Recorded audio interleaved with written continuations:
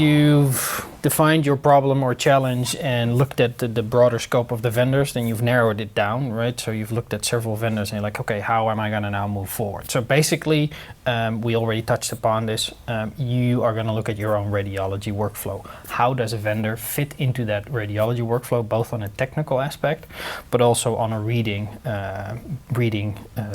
so on the reading part of the radiology? Do you need the detection part, or do you need the full reporting? Do you want workflow prioritization, or do you want, for example, full follow-up of scans to measure changes, for example, in nodules?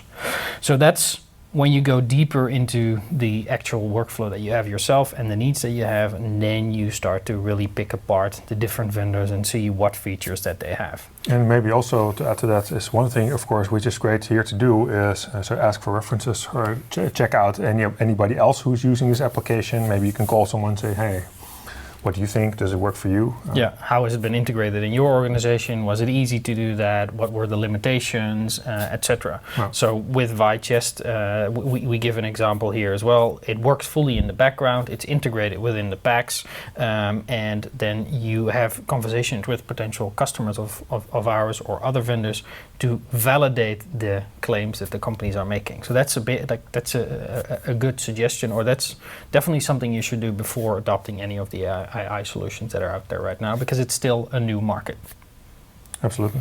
Then we've talked about workflow integration, clinical integration. How does that work with the vendors? And the other thing is validating the accuracy of a solution. There are a lot of claims out there, but how do you validate those claims? Well, what we always advise you is to ask questions about the data sets. What has the solution been developed on? What has it been validated on? And how has it been tested?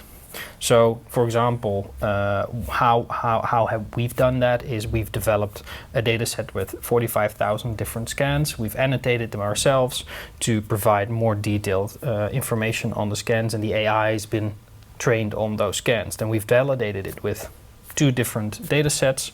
One was an internal data set, and the other one was actually through an independent clinical study.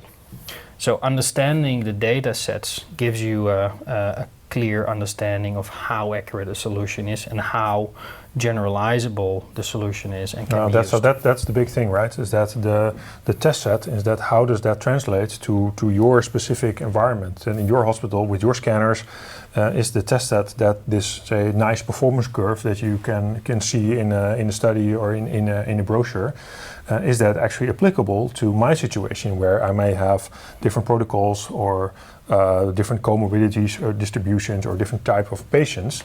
So you want to make sure that the numbers you are given are actually reflect accurately your own situation. So for a good vendor, that means that your patient population should be covered already by the test set that is delivered. And in that sense, the test set is more relevant or more important to look at.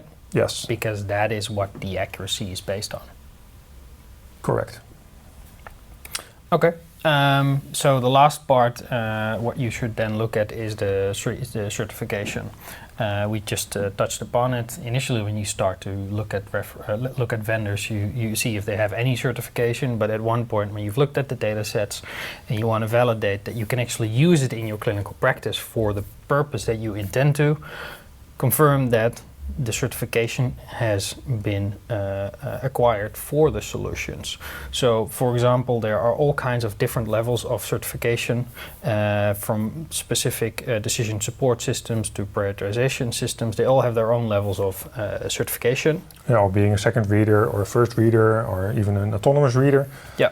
So that is the claim that you have to validate as well from the vendors looking up their certifications.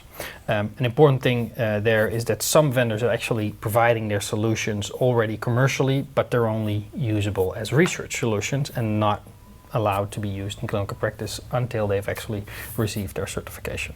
Yeah, and of course there may be say higher level certifications like the ISO 13485. That any medical device has to comply with, but for example in the UK there's also local regulations, and in the US and in every country this is different, so be sure to ask good questions around that.